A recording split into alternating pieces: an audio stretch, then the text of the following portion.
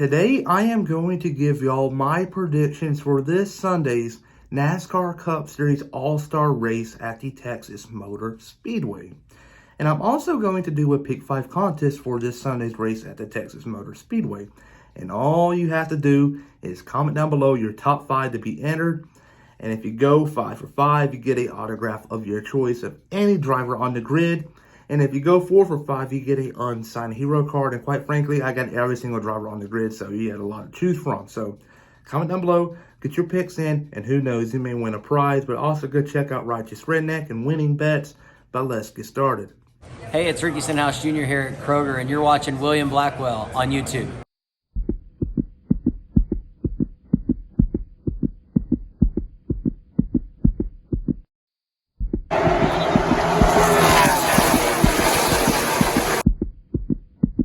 We're going to go straight into Sunday's All-Star race. We're not going to talk about Kansas at all. But winning this Sunday's race at the Texas Motor Speedway, I believe is going to be the 4-car of Kevin Happy Harvick. Kevin Happy Harvick hasn't had the best of season so far, let alone did not have a great 2021 season after a phenomenal 2020 season where he collected numerous wins here and got cheated out in Martinsville. He should have been in the Final Four. There was no way in heck he should not have made it, just because of a spin. I don't like the point system, but Harvick, the last 2 years, has been off the pace, and he's looking to turn things around. And this weekend at Texas can be the best place to do it, because if you win, you get $1 million, and that's a lot of money in today's society. So there you go. Kevin Harvick will win this Sunday's race at the Texas Motor Speedway and will claim a $1 million check. Second place will be the 5-car of Kyle Larson. Kyle Larson last year at Texas was phenomenal. Collected 2 wins, winning the All-Star race and won the playoff race out here in Texas. And he had a good record last year, 100%. This time around, he will not win, and he will finish runner-up, though, to Kevin Harvick. P number 3 is going to be the 18-car of Kyle Busch. Kyle Busch, so far this year, has had an up-and-down season.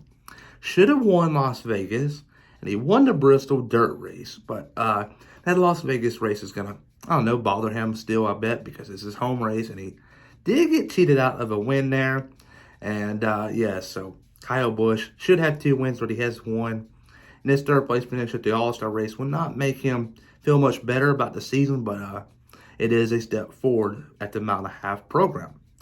P4, though, will be the 24 car of William Byron. William Byron is in this race because he's won numerous times in the year. And one of the biggest reasons why is because he's matured.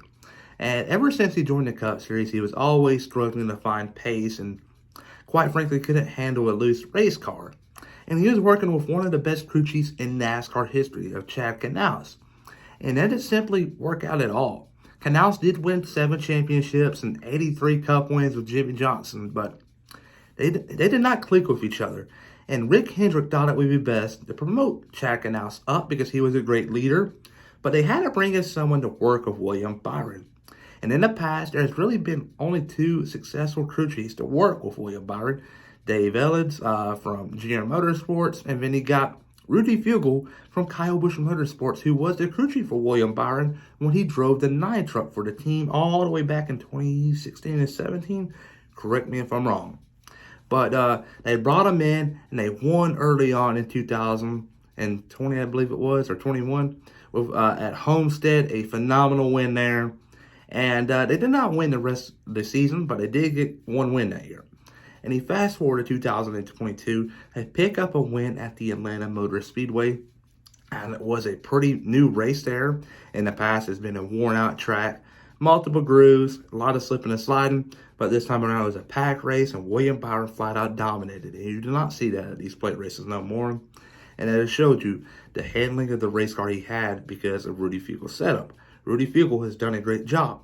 They went on to win Martinsville a couple weeks later, and they went to Darlington a couple weeks ago and had a quick car there and got dumped by Logano. But once you go back and look at the replay here, Logano was bumped into the wall on the final restart by Byron. And it was a fair move on Logano, because if you look at it this way, Logano, at the end of the day, is an employee for Roger Penske and Team Penske. And his job is to win races, not to finish second. And he did what he had to do to win. Byron is frustrated, but he should at least have 3 wins of the season, but he got wrecked out of that. So, really, that's a racing deal. But they did bring a fast car, and what I'm trying to say is all the credit should be given to Rudy Fugle. He's done a phenomenal job, and he is very unappreciated. And I just want to give him a shout out. Rudy Fugle has done a great job.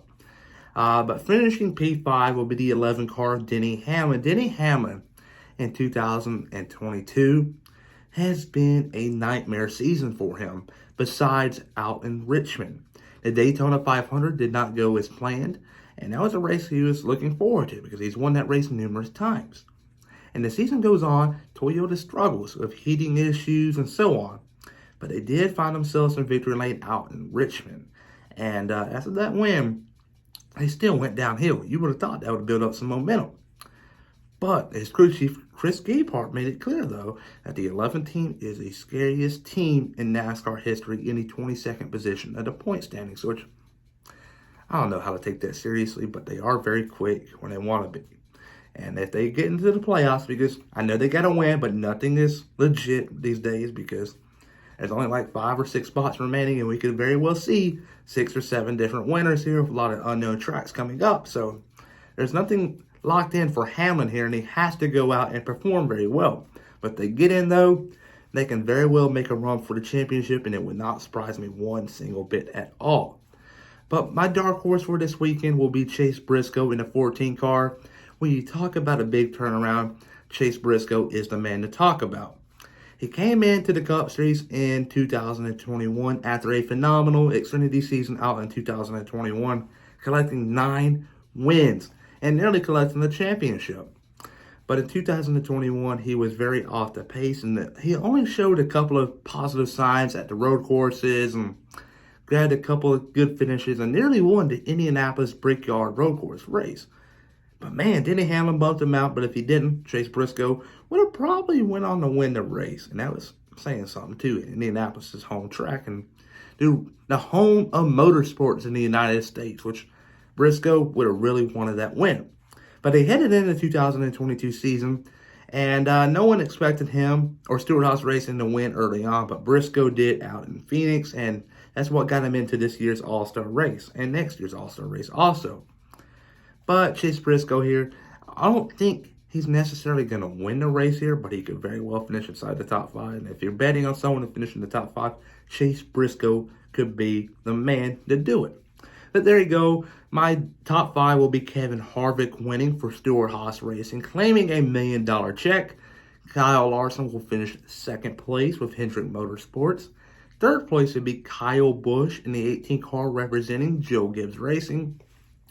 4th place would be the 24 car of William Byron representing Hendrick Motorsports.